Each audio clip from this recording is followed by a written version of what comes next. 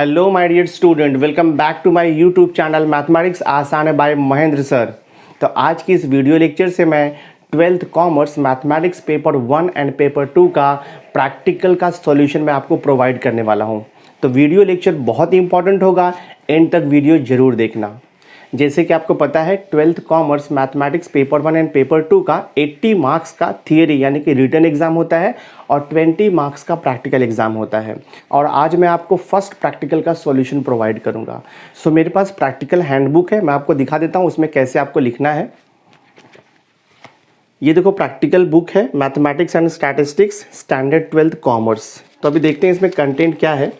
जैसे कि first page अगर आप ओपन करोगे तो वहाँ पर है mathematics and statistics commerce part 1 and 2 यानी कि पेपर 1 एंड 2 का प्रैक्टिकल आपको इसमें लिखना है। देखो स्टैंडर्ड 12 है, प्रैक्टिकल बुक है। यहाँ पर आपको इन्फॉर्मेशन फिलअप करना है, स्टूडेंट्स नेम है, जूनियर कॉलेज नेम है, रोल नंबर है और यहाँ पे देखो आपको डिवीजन दिया हुआ है। अगर आप यहाँ पर पेज टर्न करोगे तो आपको यहाँ पे इंडेक्स मिलेगा, 20 प्रैक्टिकल्स का इंडेक्स दिया हुआ है। देखो इंडेक्स है यहाँ पे, प्रैक्टिकल नंबर 1 से लेके 10 तक दिया है और यहाँ नेक्स्ट पेज पे आपको प्रैक्टिकल नंबर 11 से लेके 20 तक दिया है। सो टोटल 20 प्रैक्टिकल्स है। प्रैक्टिकल नंबर 1 देखो है मैथमेटिकल लॉजिक, प्रैक्टिकल नंबर 2 है finding the inverse of a matrix, then practical number 3 है solution of linear equation using matrices, practical number 4 is commission brokerage and discount, then practical number 5 है insurance and annuity है, then practical number 6 है fitting of linear regression, then practical number 7 है application of linear regression, practical number 8 is time series and practical number 9 देखो index number दिया है, practical number 10 है increasing and decreasing function. Same way देखो यहाँ पे जो नेक्स्ट इंडेक्स का पार्ट है practical number 11 maxima and minima, then आपका प्रैक्टिकल नंबर 12 है application of derivatives to economics, practical number 13 है linear programming problem, then practical number 14 is assignment problem है, then practical number 15 is sequencing, practical number 16 is random variable and practical number 17 is binomial distribution, then practical number 18 है Poisson distribution, practical number 19 is application of definite integration and practical number 20 is application of differential equation। तो यहाँ पर जो paper 1 and paper 2 का पूरा mix up practical दिया है, ठीक है। ऐसा नहीं है कि पहले पेपर 1 का दिया है बाद में पेपर 2 का दिया, दोनों मिक्स प्रैक्टिकल है। तो टोटल जो है यहाँ पे 20 प्रैक्टिकल्स आपको दिया हुआ है, ठीक है। तो अब जैसे देखो मैं आपको दिखा रहा हूँ, एक सर्टिफिकेट पेज है यहाँ पे, जहाँ पर देखो आपका एग्जामिनेशन सीट नंबर रहेगा। तो यहाँ पर आपको बोर्ड एग्जाम का सीट नंबर लिखना होता है। उसके बाद देखो ये सर्टिफिकेट पेज है, यहाँ पर आपका नेम आएगा, फिर 12th कॉमर्स आपका डिवीजन आएगा, रोल नंबर आएगा आपका। बाद में देखो यहाँ पे लिखा हुआ है फॉर द एकेडमिक ईयर 2020-21 आएगा in the junior college. Then आपका बैच टीचर का सिग्नेचर रहेगा, incharge of the maths department का सिग्नेचर है एंड एक्सटर्नल एग्जामिनर यानी कि जो बोर्ड से एग्जामिनर अपॉइंट किया रहेगा प्रैक्टिकल एग्जाम कंडक्ट करने के लिए, वो आपका यहाँ पे सिग्नेचर करेगा। कॉलेज का सील एंड डेट है यहाँ पे। तो ये तो पूरा आपका प्रैक्टिकल बुक के बारे में मैंने आपको बता दिया है। अब देखो जैसे यहाँ पे फर्स्ट प्रैक्टिकल है मैथमेटिकल लॉजिक। सो मैं इस वीडियो लेक्चर में प्रैक्टिकल नंबर 1 से स्टार्ट करूँगा, दैट इज़ मैथमेटिकल लॉजिक, और मैं आपको ईच एंड एवरी क्वेश्चन का सॉल्यूशन प्रोवाइड करने वाला हूँ। सो वीडियो लेक्चर बहुत इंपॉर्टेंट होगा, एंड तक वीडियो पर बने रहना। सो हम स्टार्ट करते हैं प्रैक्टिकल नंबर 1 मैथमेटिकल लॉजिक। तो मैथमेटिकल लॉजिक में देखो क्वेश्चन नंबर 1 आपको दिया है carry out the following activities, ठीक है। तो हमें यहाँ पे एक टेबल दिया हुआ है, स्टेटमेंट P है, Q है, R है, फिर Q इम्प्लाइज R दिया है, R इम्प्लाइज P दिया है, Q इम्प्लाइज R दिया है और R इम्प्लाइज P दिया हुआ है। तो क्वेश्चन में यहाँ पे आपको सम पार्ट उन्होंने सॉल्व किया हुआ है, सम पार्ट आपको सॉल्व करना है। तो मैं आपको एंटायर सॉल्यूशन यहाँ पर प्रोवाइड करूँगा, ठीक है।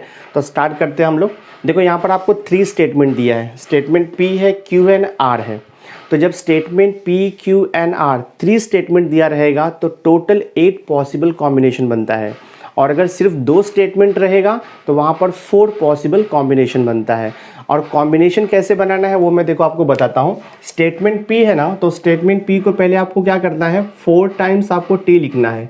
4 टाइम्स आप T लिखोगे, उसके बाद आप 4 टाइम्स F लिखोगे, ये रूल होता है, ठीक है। 4 टाइम्स F लिखोगे। तो स्टेटमेंट P को हमने 4 टाइम T लिखा, 4 टाइम F लिखा। अब जो आपका स्टेटमेंट Q है, तो स्टेटमेंट Q को हम 2 टाइम्स T और 2 टाइम्स F लिखेंगे। तो स्टेटमेंट क्यू को देखो मैं लिखता हूँ, पहला 2 टाइम्स टी लिखेंगे, फिर उसके बाद हम ऑल्टरनेट 2 टाइम्स एफ लिखेंगे। 2 टाइम्स टी लिखोगे, फिर ऑल्टरनेट आप 2 टाइम्स एफ लिखोगे, ये रूल है।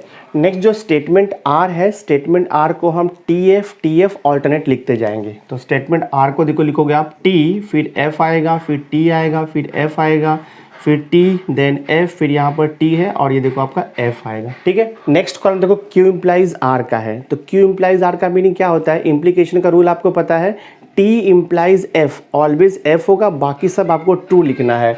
तो क्यू इम्प्लाइज आर है ना, टी इम्प्लाइज टी, देखो टी आएगा आपका, T implies F, always F आता है, बाकी सब ट्रू। हाँ, एफ इम्प्लाइज टी, ये भी टी आएगा, एफ इम्प्लाइज एफ, टी आएगा, टी इम्प्लाइज टी, तो टी आता है, ये रूल है।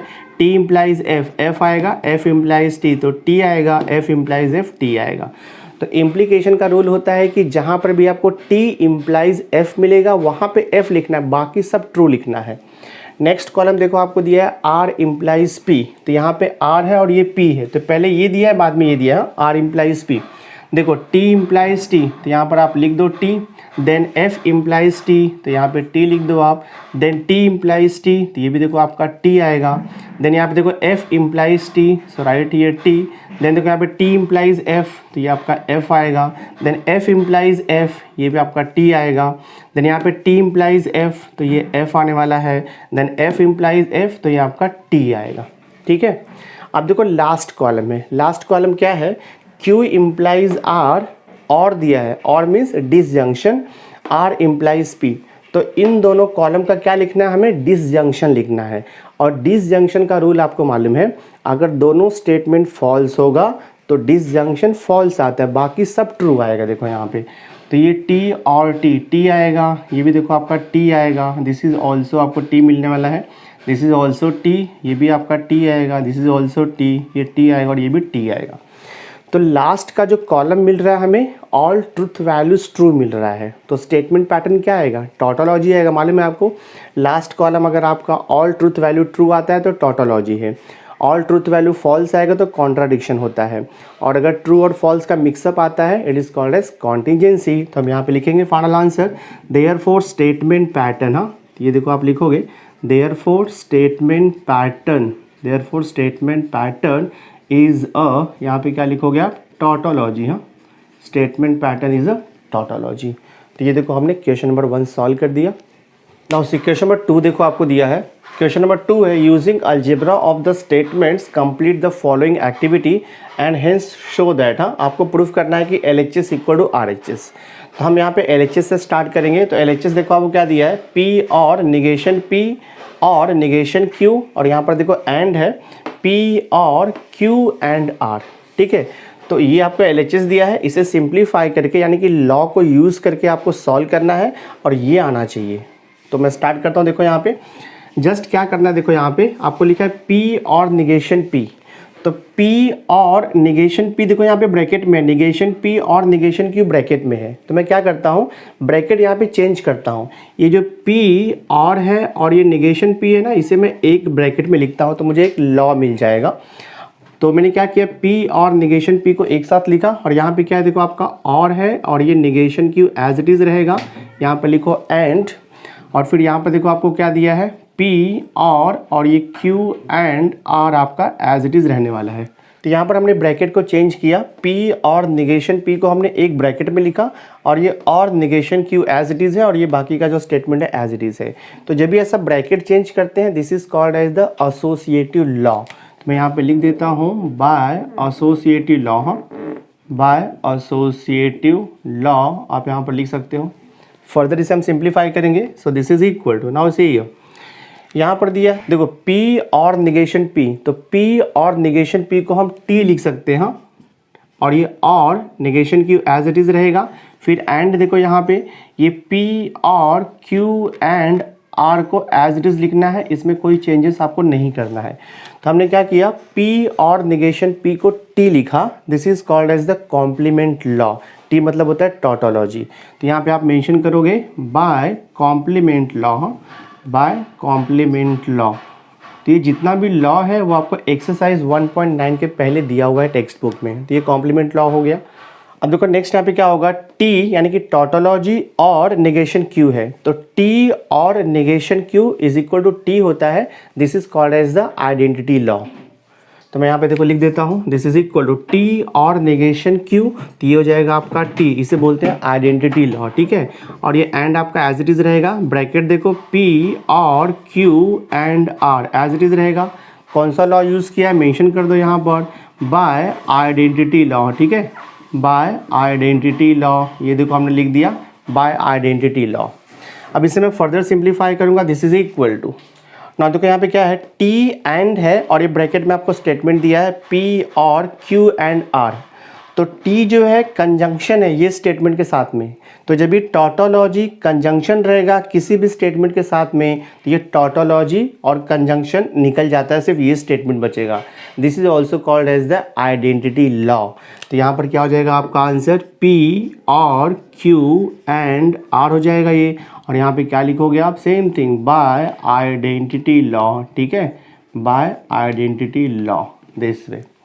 तो ये हमारा देखो फाइनल आंसर प्रूफ कर दिया हमने, P और Q and R same thing है, P और Q and R which is equal to क्या लिखोगे आप, RHS, ये देखो आपका राइट हैंड साइड हो गया। तो LHS इक्वल टू RHS ये हमने प्रूफ कर दिया by using the law of algebra of statement. Now see question number third देखो आपको दिया है, क्वेश्चन नंबर थर्ड है complete the following Venn diagrams. तो हमें दिया हुआ है देखो यहाँ पर, some share brokers are chartered accountant, some share brokers are chartered accountant, ये कौन से टाइप का वेन डायग्राम बनेगा यहाँ पे, सम X are Y. Some X are Y का मीनिंग होता है कि दोनों में कुछ कॉमन रहेगा। तो हमें यहाँ पे डिफाइन किया है, यू क्या रहेगा, set of all human beings रहेगा, देन उसके बाद एस आता है set of all share brokers आता है, एंड देन सी रहता है set of all chartered accountant, ये हमने अज्यूम कर लिया। उसके बाद देखो ये आपको डायग्राम ऑलरेडी दिया हुआ है, ये यूनिवर्सल सेट है और यहाँ पर आपको दो सेट दिया है, तो ये दोनों सेट क्या रहेगा, एक सेट रहेगा आपका set of all share brokers रहेगा और सेकंड आपका रहेगा set of all chartered accountant. तो ये देखो आपका एस रहेगा set of all share brokers और ये सी जो है रहेगा आपका set of all chartered accountant. तो हमारा जो यहाँ पे स्टेटमेंट है क्या लिखा है, some share brokers are chartered accountant, तो यहाँ पे वेन डायग्राम बनेगा सम एक्स आर वाई के टाइप का वेन डायग्राम बनेगा। तो जब भी ऐसे सम एक्स आर वाई के टाइप में स्टेटमेंट रहता है तो दोनों में हमें कॉमन जो पोर्शन है ना वो आपको शेड कर देना है। तो ये जो कॉमन पोर्शन है share broker and chartered accountant में उसे आप शेड करोगे दिस वे। और उसके बाद आपको यहाँ पे लिखना होता है, हम लिखेंगे S intersection C not equal to null set आएगा। और लास्ट में आप लिख दो यहाँ पर अबाव वेन डायग्राम, यहाँ पे लिख दो अबाव वेन डायग्राम। हाँ यहाँ पे लिखो आप above Venn diagram represents, above Venn diagram represents truth value. हाँ ट्रूथ वैल्यू ऑफ, यहाँ पे लिखोगे given statement, above Venn diagram represents truth value of given statement. तो ये हमारा सॉल्यूशन कंप्लीट हो गया। देखो सेकंड सब क्वेश्चन है, यहाँ पर लिखा हुआ है some integers are natural number. इसके पहले जो हमने सॉल्व किया है वो भी एग्जैक्टली सेम टाइप का ही था, वहाँ पर भी सम एक्स आर वाई का कॉन्सेप्ट यूज़ हुआ था और यहाँ पर भी सम एक्स आर वाई का कॉन्सेप्ट यूज़ हुआ है। तो सम एक्स आर वाई का जब भी आपको स्टेटमेंट रहेगा तो उसका दो वेन डायग्राम आता है, एक तो मैंने आपको पहले ड्रॉ करके बताया और देखो सेकंड यहाँ पे ड्रॉ किया हुआ है। क्वेश्चन में लिखा है some integers are natural numbers, तो यहाँ पे इंटीजर्स है और नेचुरल नंबर्स है। तो सबसे पहले हम डिफाइन करेंगे यूनिवर्सल सेट यू, तो सेट यू क्या रहेगा आपका, set of all real numbers रहेगा। उसके बाद आपको क्या दिया है, इंटीजर्स दिया है और नेचुरल नंबर दिया है। तो मैं देखो इंटीजर को आई से लिख सकते हैं हम लोग set of all integers, and then the natural number को हम क्या लिखेंगे, set of all natural numbers हो जाएगा आपका, ठीक है। बिकॉज आपका जो नेचुरल नंबर्स है और जो इंटीजर्स है वो रियल नंबर के अंडर आ जाएगा, इसलिए हमने सेट यू को लिखा है set of all real numbers, because real numbers includes natural as well as integers, सब आ जाएगा उसमें, ठीक है। तो देखो यहाँ पे आपको वेन डायग्राम बना करके दिया हुआ है, जस्ट हमें इसे शेड करना है। देखो यहाँ पे क्या लिखा है, some integers are natural numbers. अगर आप नेचुरल नंबर बोलोगे तो क्या होगा उसमें, नेचुरल नंबर में आपका 1 2 3 4 5 अप टू इनफाइनाइट तक आ जाएगा। और अगर हम इंटीजर्स बोलेंगे तो 1 2 3 4 5 इन्फाइनाइट जाता है, और 0 -1 -2 -3 -4 अप टू इन्फाइनाइट आता है। तो जो इंटीजर्स रहता है ना, that is the biggest set होता है, और जो नेचुरल नंबर है वो स्मॉलेस्ट सेट है, आपको पता है। तो हम क्या करेंगे, यहाँ पर जो नेचुरल नंबर है क्या लिखा है, आई क्या दिया है, सेट ऑफ ऑल इंटीजर्स, और यहाँ पे एन दिया है set of all natural numbers. तो नेचुरल नंबर स्मॉलेस्ट है, यानी कि जो नेचुरल नंबर है वो इंटीजर्स में प्रेजेंट रहेगा। तो आपका ये जो इनसाइड का रहेगा ना, ये नेचुरल नंबर का सेट रहेगा, ये आपका एन हो जाएगा, और जो आउटर साइड है ये आपका इंटीजर्स हो जाएगा दिस वे, और आप इसे शेड कर दोगे, इसको आप शेड करोगे, ठीक है। दैट मीन्स इंटीजर्स में नेचुरल नंबर कॉमन आ सकता है। तो इसका मीनिंग क्या हुआ कि जो नेचुरल नंबर है वो इंटीजर्स में प्रेजेंट है। That means some part of integer is a natural number, ये यहाँ से आपको जस्टिफाई हो जाता है। और आप यहाँ पे क्या लिखोगे, देखो हम यहाँ पे लिखते हैं n is the subset of i। मालूम है आपको, natural number is always the subset of integers होता है। तो यहाँ पे लिखना है, और लास्ट में आपको लिखना रहता है ऑलवेज अबाउ वेन डायग्राम। हाँ, above Venn diagram, above Venn diagram represents, ठीक है, above Venn diagram represents truth value. हाँ, आप यहाँ पे लिखोगे truth value of given statement, truth value of given statement, ठीक है। तो ये देखो हमने सेकेंड सब क्वेश्चन भी सॉल्व कर दिया।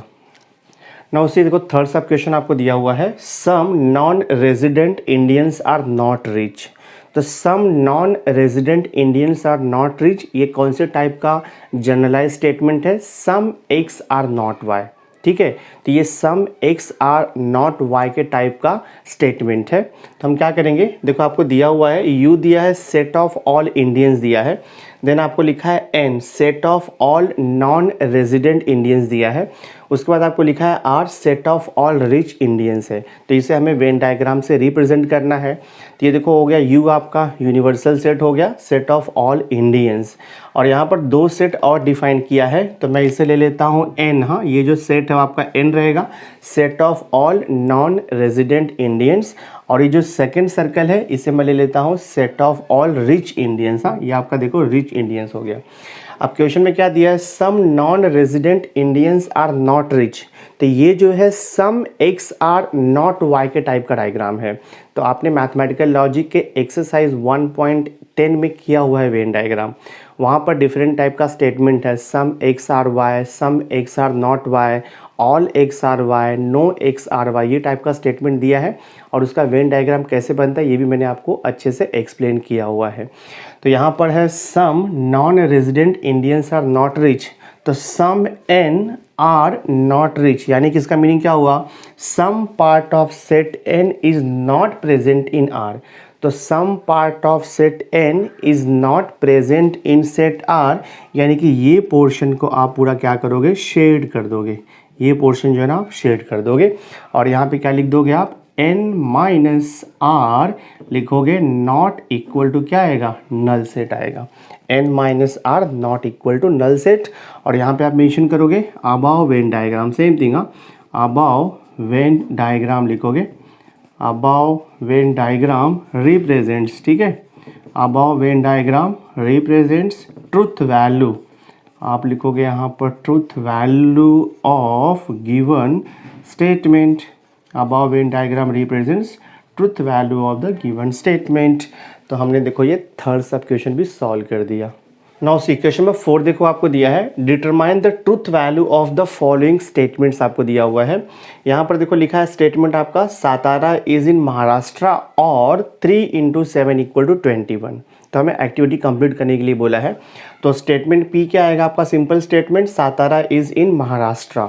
स्टेटमेंट क्यू आएगा आपका 3 × 7 = 21, ठीक है। सातारा इज इन महाराष्ट्र, इसका ट्रुथ वैल्यू आपको लिखना है। तो सबको पता है कि सातारा जो है महाराष्ट्र में ही है, तो सातारा इज इन महाराष्ट्र, ये स्टेटमेंट क्या आएगा, ट्रू आएगा। तो ट्रुथ वैल्यू आप क्या लिखोगे, इसका टी लिखोगे। सेम वे स्टेटमेंट क्यू है 3 × 7 = 21। तो 3 × 7 सबको मालूम है 21 होता है, यूनिवर्सल ट्रूथ है ये, तो यहाँ पे ट्रू हो जाएगा ये दिस वे। उसके बाद देखो आपको क्या लिखा है, the symbolic form of the given statement is. तो गिवन स्टेटमेंट का सिंबॉलिक फॉर्म लिखना है। तो देखो दोनों स्टेटमेंट को कंबाइन करने के लिए क्या यूज़ किया है, देखो यहाँ पे और यूज़ किया है, दोनों स्टेटमेंट को कंबाइन करने के लिए और यूज़ किया है। यानी कि जब हम दो सिंपल स्टेटमेंट को कंबाइन करते हैं और दिया रहेगा उसे बोलते हैं हम डिसजंक्शन। तो इसका सिंबॉलिक फॉर्म क्या आएगा, आपका सिंबॉलिक फॉर्म आएगा P और Q आएगा। और रहेगा, इधर और रहेगा तो डिसजंक्शन आता है, एंड रहेगा, बट रहेगा तो वहाँ पे कंजंक्शन आता है। तो ये सिंबॉलिक फॉर्म हो गया। उसके बाद में क्या बोल रहा है, इट्स ट्रूथ वैल्यू। अब इसका ट्रूथ वैल्यू लिखना है, बहुत इजी है। ट्रूथ वैल्यू कैसे लिखोगे, P और Q दिया है ना, तो स्टेटमेंट P क्या है, ट्रू है, और स्टेटमेंट Q क्या है, वो भी ट्रू है। तो T और T रूल तो आपको पता है, दोनों स्टेटमेंट अगर ट्रू रहेगा तो उसका जो डिसजंक्शन होता है वो भी ट्रू आता है। तो आंसर क्या आएगा आपका, इसका ट्रू आएगा। तो क्या लिखोगे आप, therefore its truth value is true आएगा। T लिखो या फिर आप यहाँ पे ब्रैकेट में लिख दो ट्रू, दिस वे। तो हमने देखो ये भी सॉल्व कर दिया। नाउ सिक्वेशन में 5 का ए देखो दिया है, find the negation of the following statement bye completing the activity. ठीक है, तो हमें निगेशन निकालना है ये पूरा एंटायर स्टेटमेंट का। तो निगेशन देखो ये पूरे ब्रैकेट के बाहर दिया है, तो ब्रैकेट के अंदर देखो ये फर्स्ट ब्रैकेट है और ये सेकेंड ब्रैकेट है, बीच में क्या दिया है आपको यहाँ पे डिसजंक्शन यानी कि और दिया हुआ है। तो निगेशन ऑफ पहले डिसजंक्शन आएगा, आपको तो फॉर्मूला पता है, देखो यहाँ पे negation of P disjunction Q, इसका आंसर क्या आता है, negation P and negation Q, ये फॉर्मूला है। यानी कि निगेशन जो है दोनों स्टेटमेंट को अप्लाई होगा, दोनों को देखो निगेशन अप्लाई होगा, और अगर यहाँ पे डिसजंक्शन है तो वो कंजंक्शन हो जाता है। This is called as the negation of disjunction rule. तो सेम थिंग अप्लाई होगा। तो जो फर्स्ट ब्रैकेट है उसे मैं फर्स्ट स्टेटमेंट अज्यूम कर लूँगा सपोज P, और जो सेकेंड ब्रैकेट है उसे मैं सेकेंड स्टेटमेंट यानी कि Q अज्यूम कर लूँगा। तो अब मैं निगेशन ऑफ डिसजंक्शन का रूल अप्लाई करता हूँ। तो ये निगेशन देखो फर्स्ट ब्रैकेट को लगेगा, तो निगेशन ऑफ क्या हो जाएगा, P डबल इम्प्लाइज Q, और ये डिसजंक्शन है तो डिसजंक्शन का निगेशन आपको पता है कंजंक्शन में कन्वर्ट हो जाता है। और ये निगेशन ये स्टेटमेंट के पहले भी देखो आपका आएगा, निगेशन ऑफ, फिर ब्रैकेट में negation Q implies negation R। कौन सा रूल यूज़ किया है यहाँ पे, आप लिखोगे by negation of disjunction, by negation of disjunction. ठीक है, ये रूल हमने यहाँ पर यूज़ किया है। अब हम फर्दर सिंप्लीफाई करेंगे। देखो यहाँ पर दिया है negation of P double implies Q, तो P डबल इम्प्लाइज Q के निगेशन का रूल है, ये होता है आपका, देखो हम लिखते हैं P एंड निगेशन Q लिखते हैं, फिर और आता है यहाँ पर लिखते हैं हम Q एंड निगेशन P। तो negation of P double implies Q का ये फॉर्मूला है, आपको ध्यान में रखना है, P एंड निगेशन Q और Q एंड निगेशन P। ये पार्ट इतना हो गया। मैं देखो इसको ब्रैकेट में डाल देता हूँ, बिकॉज यहाँ पर बीच में क्या दिया है, कंजंक्शन आपको दिया, वो वैसे ही रहेगा। और नेक्स्ट देखो यहाँ पर निगेशन दिया है और यहाँ पर निगेशन Q इम्प्लाइज R है, तो ब्रैकेट में देखो इम्प्लीकेशन है, यानी कि हमें यहाँ पर निगेशन ऑफ इम्प्लीकेशन निकालना है। तो उसका फॉर्मूला होता है, देखो मैं लिखता हूँ, negation of P implies Q का फॉर्मूला होता है P एंड निगेशन Q। हाँ, ये फॉर्मूला होता है।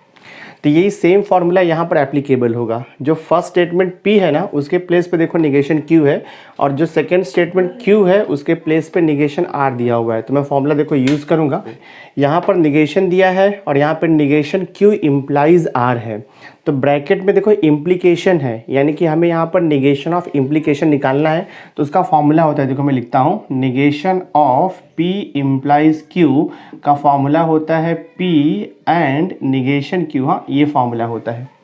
तो यही सेम फार्मूला यहाँ पर एप्लीकेबल होगा। जो फर्स्ट स्टेटमेंट P है ना, उसके प्लेस पे देखो निगेशन Q है, और जो सेकंड स्टेटमेंट Q है उसके प्लेस पे निगेशन R दिया हुआ है। तो मैं फार्मूला देखो यूज़ करूँगा, तो ये देखो हो जाएगा आपका ब्रैकेट में, बिकॉज ये यहाँ पर कंजंक्शन है। अब मैं निगेशन यहाँ पे अप्लाई करता हूँ, तो ब्रैकेट में ये हो जाएगा, हम लिखेंगे ये फर्स्ट स्टेटमेंट यानी कि निगेशन Q, फिर एंड हो जाएगा, और ये जो निगेशन है वो सेकेंड स्टेटमेंट को अप्लाई होता है। तो निगेशन ऑफ यहाँ पर क्या आएगा, निगेशन R आएगा, दिस वे। तो हमने यहाँ पे कौन सा रूल यूज़ किया है, देखो हमने यहाँ पे निगेशन ऑफ बाय कंडीशनल और निगेशन ऑफ कंडीशनल यूज़ किया है। तो यहाँ पे आप लिखना पड़ेगा आपको by negation, by negation of conditional, by negation of conditional and by negation of by conditional statement. ठीक है, ये हमने देखो यूज़ किया है यहाँ पर फॉर्मूला। अब मैं फर्दर इसे सिंप्लीफाई करूँगा, देखते क्या आता है। दिस इज इक्वल टू, ये देखो आपका P and negation Q as it is रहेगा। ये देखो आपका और Q एंड निगेशन Q, ये भी आपका एज इट इज़ रहने वाला है, यहाँ पर कोई चेंजेस नहीं होगा। ये एंड यहाँ पर हम चेंजेस करेंगे सेकंड ब्रैकेट में। निगेशन Q तो आपका एज इट इज़ रहेगा, कंजंक्शन एज इट इज़ रहेगा। देखो negation of negation R, negation निकल जाएगा, R आएगा, तो हम यहाँ पे लिखेंगे R। ठीक है, कौन सा रूल यूज़ किया? बाय निगेशन ऑफ निगेशन, तो यहाँ पे लिख दो by negation of negation, this much. तो ये देखो हमने सॉल्व कर दिया, यही आपका फाइनल आंसर है। तो क्वेश्चन नंबर 5 का जो ए पार्ट था वो हमने कंप्लीट कर दिया। अब मैं बी पार्ट को सॉल्व करता हूँ। नाउ सी क्वेश्चन नंबर 5 का देखो बी पार्ट आपको दिया हुआ है, right the dual of the following statement bye completing the activity. तो स्टेटमेंट क्या देखो यहाँ पे लिखा है, dual of negation P and Q और P एंड निगेशन Q और negation P and negation Q is. तो जो गिवन स्टेटमेंट है उसका हमें ड्यूअल लिखना है। तो आपको पता है ड्यूअल कैसे लिखते हैं। ड्यूअल में सिंपली आपको ध्यान में रखना है, जहाँ पर एंड रहेगा उसका ड्यूअल होता है और अगर और रहेगा तो उसका ड्यूअल हो जाएगा एंड।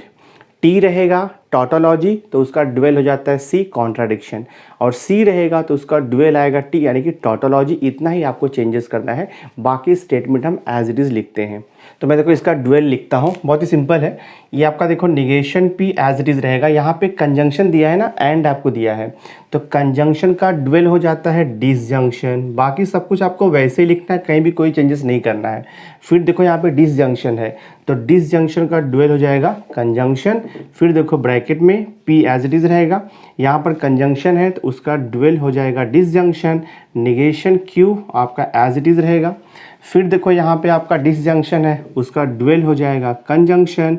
और ये देखो आपका negation P as it is रहेगा, यहाँ पर कंजंक्शन है तो एंड का निगेशन क्या हो जाएगा, और हो जाएगा, और ये निगेशन Q आप एज इट इज़ लिख दोगे। So this is the dual of the given statement.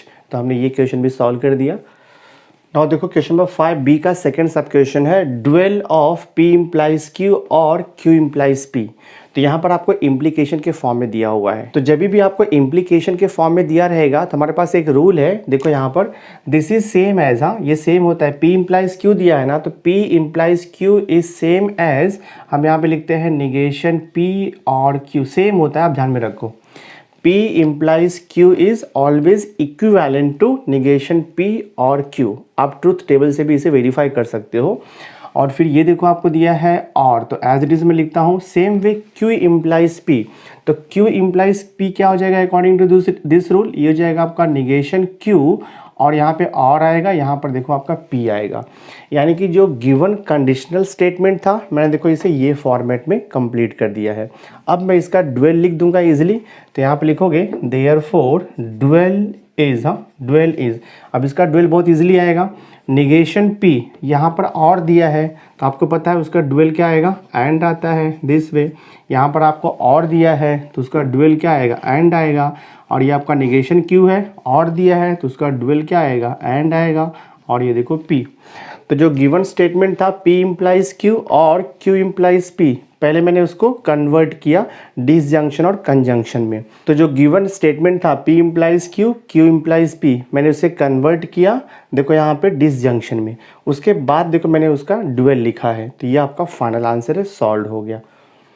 Now सी देखो यहाँ पे बी पार्ट आपको दिया है, solve the following. Question number 1 है, using the truth table examine the, लिखा है whether P implies Q double implies negation P और Q इज टॉटोलॉजी कॉन्ट्राडिक्शन और नाइदर, ये आपको बताना है। बहुत ही सिंपल है, हम इसका ट्रुथ टेबल फॉर्म करेंगे। टोटल यहाँ पे 2 स्टेटमेंट है P एंड Q, तो देखो मैंने यहाँ पे लिख दिया P एंड Q 2 स्टेटमेंट है।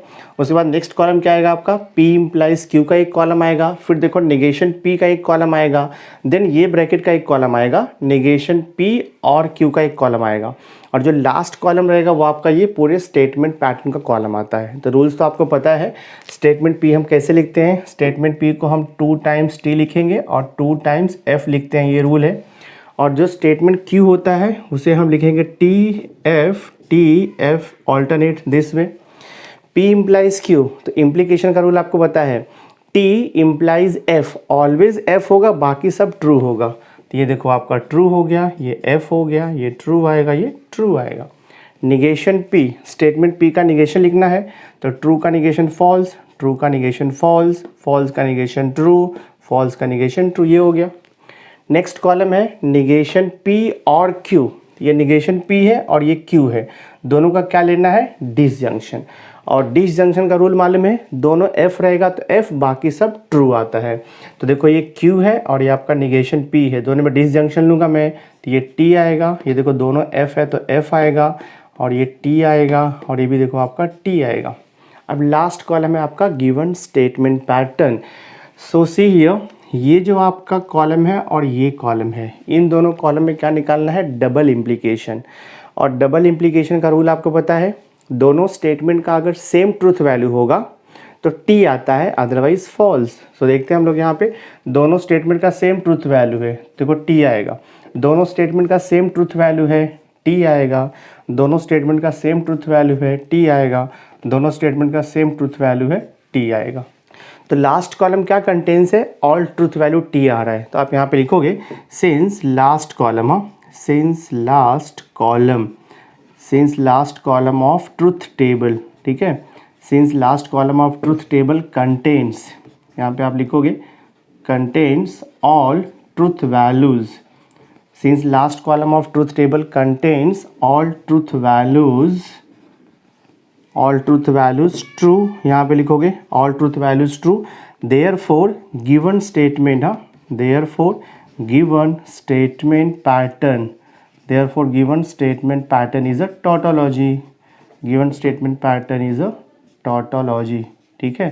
तो ये देखो हमने सॉल्व कर दिया, given statement pattern is a tautology। Now see देखो बी का क्वेश्चन नंबर 2 है, क्वेश्चन में मेंशन किया है proof using the truth table. तो आपको जो स्टेटमेंट पैटर्न दिया है उसे प्रूफ करना है by using the truth table. तो देखो स्टेटमेंट पैटर्न है P double implies Q, equivalent to proof करना है निगेशन पी और क्यू एंड निगेशन क्यू और पी, ये हमें प्रूफ करना है। तो इसे हम ट्रूथ टेबल से प्रूफ करेंगे। तो यहाँ पे दो स्टेटमेंट है पी एंड क्यू, तो देखो मैंने यहाँ पे लिखा है पी एंड क्यू, दो स्टेटमेंट है। अब जैसा आपको क्वेश्चन में दिया है उसके अकॉर्डिंग मैंने कॉलम देखो यहाँ पे प्रिपेयर किया हुआ है। मुझे पी डबल इम्प्लाइज क्यू चाहिए तो मैंने एक कॉलम बनाया पी डबल इम्प्लाइज क्यू का। देन हमें देखो निगेशन पी चाहिए तो निगेशन पी का एक कॉलम हो गया। देन निगेशन पी और क्यू चाहिए, उसका एक कॉलम बना दिया। देन देखो हमें निगेशन क्यू चाहिए, उसका एक कॉलम हो गया। फिर निगेशन क्यू और पी चाहिए हमें, उसका एक कॉलम बना दिया। और जो लास्ट का कॉलम मैंने बनाया है ये पूरा आपका एंटायर राइट हैंड साइड, और जो यहाँ पर थर्ड कॉलम है ये एंटायर आपका लेफ्ट हैंड साइड है। तो अगर थर्ड कॉलम और एट्थ कॉलम का ट्रूथ वैल्यू सेम आएगा तो वो प्रूफ हो जाएगा। तो स्टार्ट करते हैं हम लोग। तो स्टेटमेंट पी पता है कैसे लिखना है आपको, दो बार आपको टी लिखना होता है और उसके बाद दो बार हम फॉल्स लिखते हैं। स्टेटमेंट क्यू को हम ट्रू फॉल्स ऑल्टरनेट लिखते हैं। पी डबल इम्प्लाइज क्यू, तो डबल इम्प्लीकेशन का रूल आपको मालूम है, दोनों भी स्टेटमेंट का सेम ट्रूथ वैल्यू रहेगा तो ट्रू आएगा, अदरवाइज फॉल्स। दोनों स्टेटमेंट का सेम ट्रूथ वैल्यू है ट्रू, अदरवाइज फॉल्स, ये false, same truth value true आएगा। निगेशन पी देखो तो ट्रू का निगेशन फॉल्स, ट्रू का निगेशन फॉल्स, फॉल्स का निगेशन ट्रू, फॉल्स का निगेशन ट्रू हो गया। नेक्स्ट है निगेशन पी और क्यू, तो निगेशन पी और ये क्यू दोनों का क्या लेना है आपको, डिसजंक्शन। तो डिसजंक्शन का रूल मालूम है, दोनों एफ रहेगा तो एफ, बाकी सब ट्रू आएगा। तो देखो यहाँ पे ये हो जाएगा आपका ट्रू, ये दोनों एफ है तो एफ आएगा, और ये आपका ट्रू आएगा, और ये भी देखो आपका ट्रू आएगा।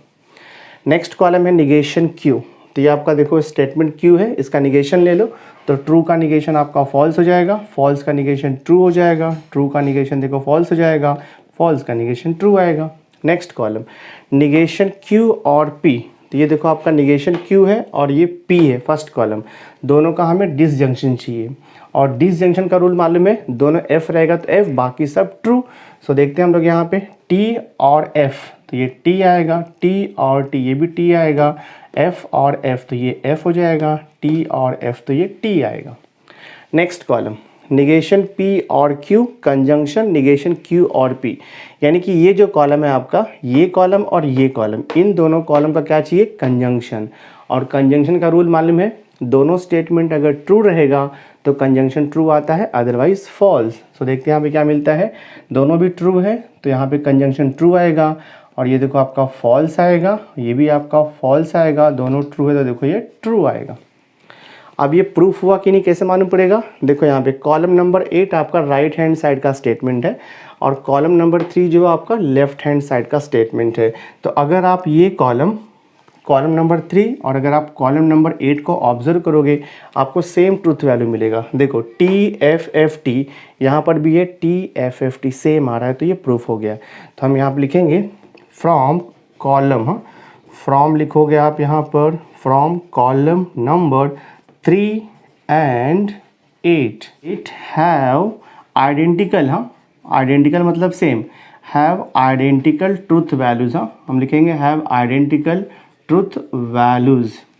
From column number 3 and 8 have identical truth values, therefore यहाँ पे क्या लिखोगे, P double implies Q, this is equivalent to bracket negation P और Q और यहाँ पे कंजंक्शन निगेशन Q और P, हेंस प्रूव्ड, यहाँ पे लिख दोगे हेंस प्रूव्ड या लिख दो वेरीफाइड, ठीक है। तो ये हमने देखो प्रूफ कर दिया।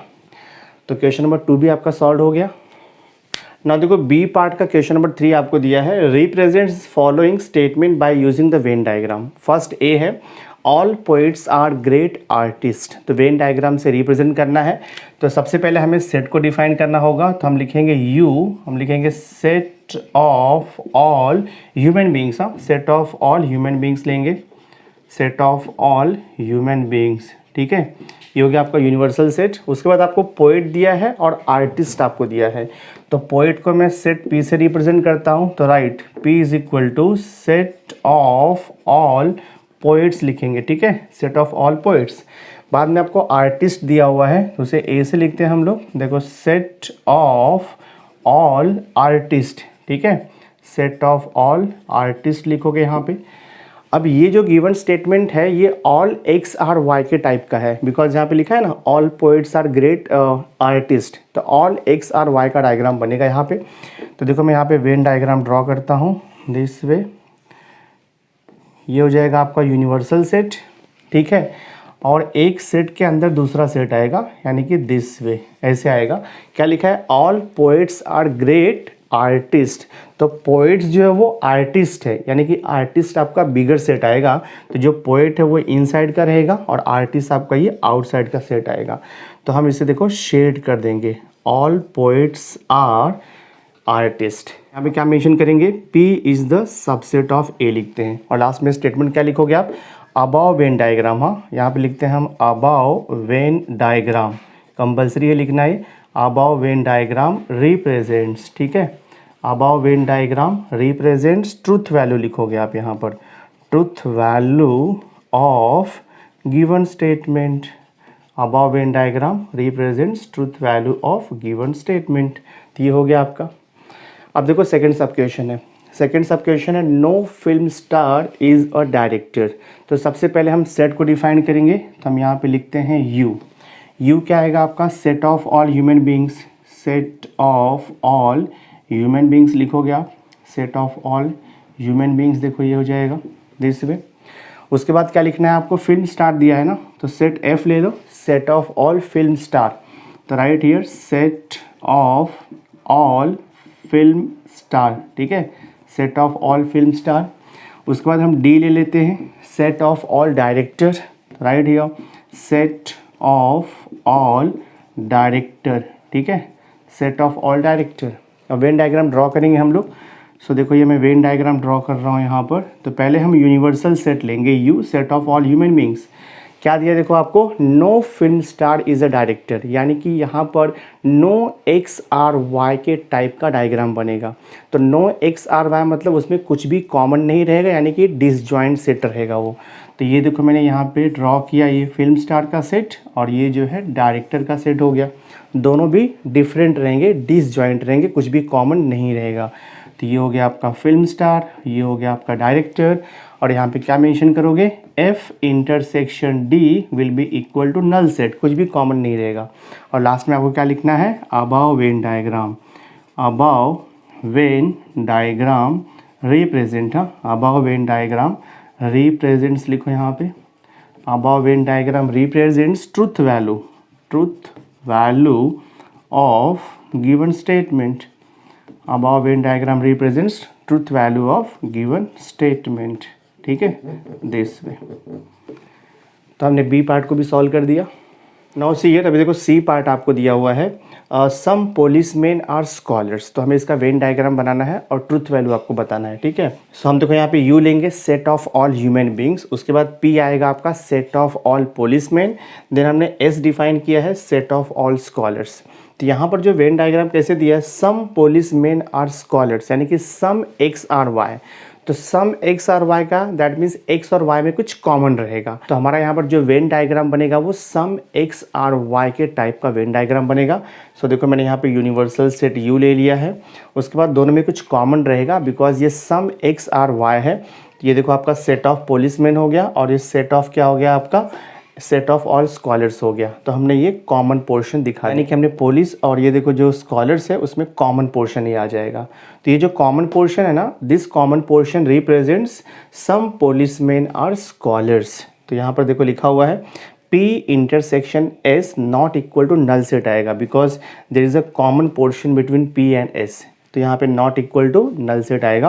और लास्ट में आपको लिखना है above Venn diagram represents truth value of the given statement. Now देखो आपको डी पार्ट, डी सब क्वेश्चन दिया है, if the person is a teacher then the person is a scholar.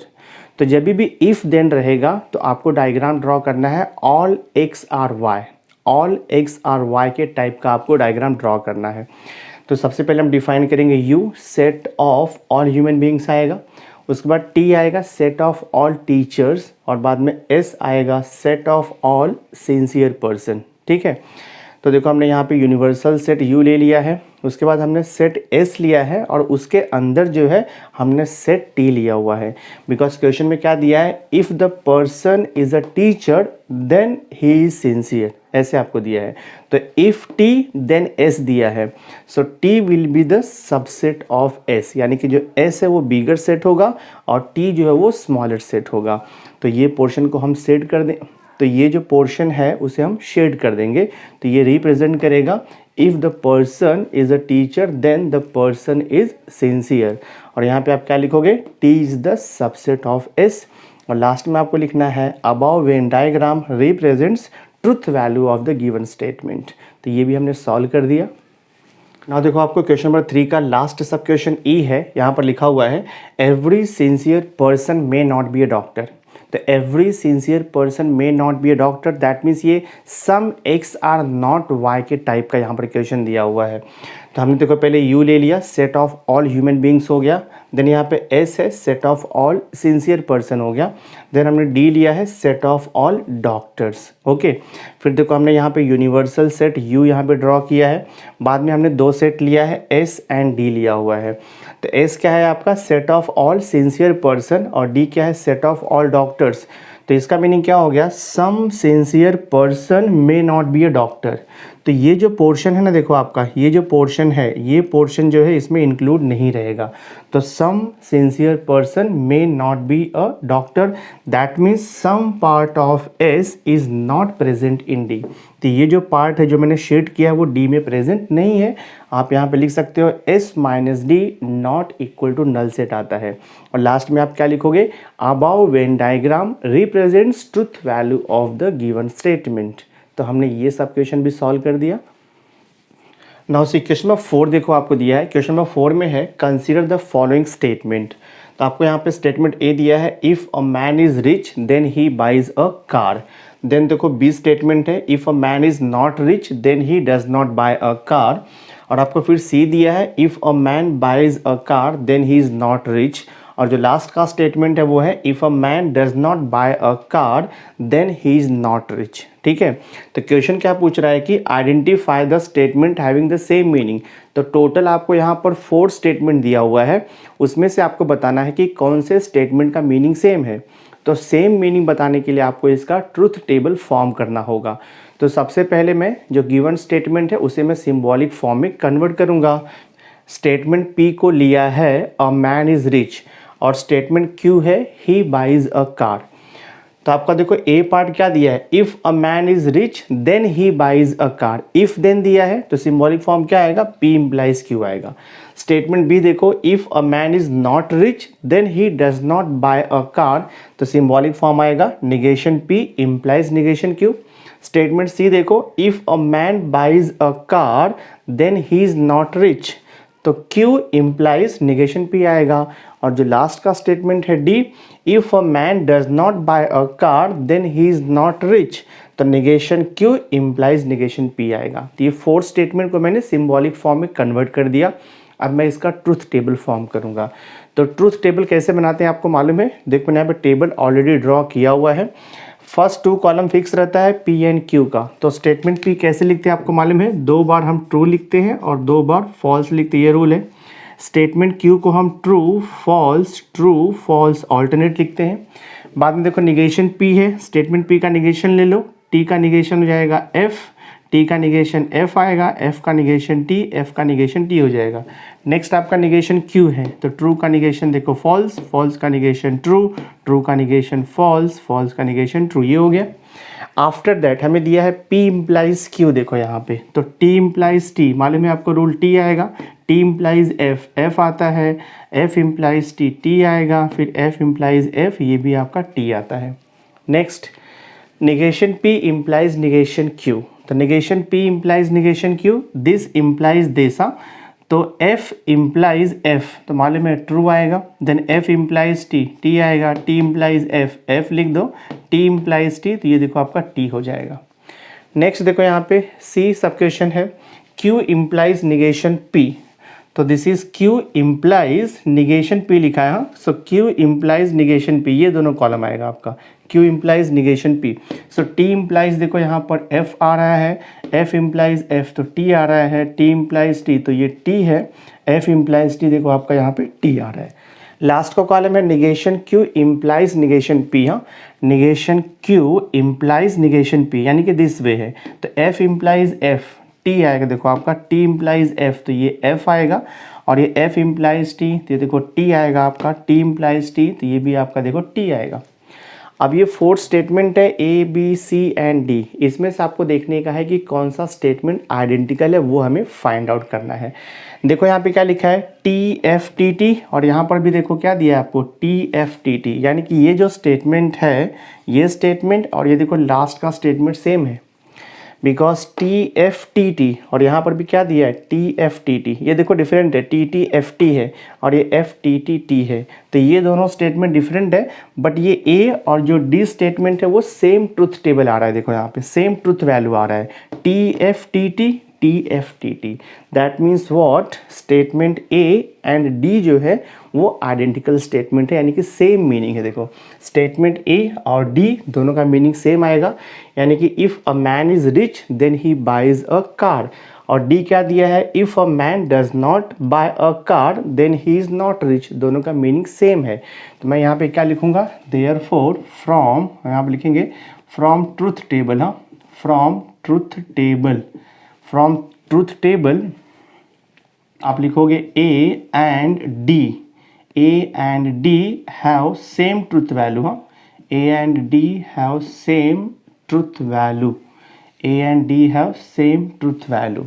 Therefore statement क्या लिखोगे, therefore statement A and D are, क्या लिखोगे यहाँ पे, therefore statement A and D are having same meaning, ठीक है, आर हैविंग सेम मीनिंग, यही आपको पूछा था, ठीक है। तो ट्रुथ टेबल से कॉलम A और कॉलम D सेम आ गया, that means statement A and D are having the same meaning. तो ये इंपॉर्टेंट क्वेश्चन भी हमने सॉल्व कर दिया। नाउ से ये देखो हम लास्ट क्वेश्चन सॉल्व कर रहे हैं, क्वेश्चन नंबर 5 प्रैक्टिकल नंबर 1 का, that is mathematical logic. Question क्या दिया है, यहाँ पर लिखा है state the dual of the following statement by using the concept of duality, ठीक है। तो देखो फर्स्ट क्या दिया है आपको, A part, if Shantanu passes in accountancy then Prateek passes in mathematics. तो ये जो स्टेटमेंट है वो इम्प्लीकेशन के फॉर्म में है, तो अगर आप इसे सिंबॉलिक फॉर्म में कन्वर्ट करोगे, तो अगर मैं स्टेटमेंट P ले लूँगा शांतनु पासेस इन अकाउंटेंसी, और स्टेटमेंट Q लेता हूँ मैं अगर प्रतीक पासेस इन मैथमेटिक्स, तो सिंबॉलिक फॉर्म क्या आएगा आपका, देखो P इम्प्लाइज Q, ये आपका सिम्बॉलिक फॉर्म आएगा। अब ये आपका सिम्बॉलिक फॉर्म हो गया, तो ये सिम्बॉलिक फॉर्म का हमें डुअल लिखना है। तो always remember P implies Q is equivalent to होता है, हम इसे लिख सकते हैं निगेशन P और Q दोनों सेम होता है, ध्यान में रखो आप।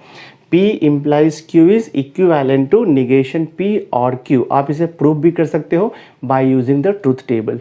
हमने इम्प्लीकेशन को देखो यहाँ पे कन्वर्ट कर दिया है डिसजंक्शन में, अब उसका डुअल लिखना इजी है।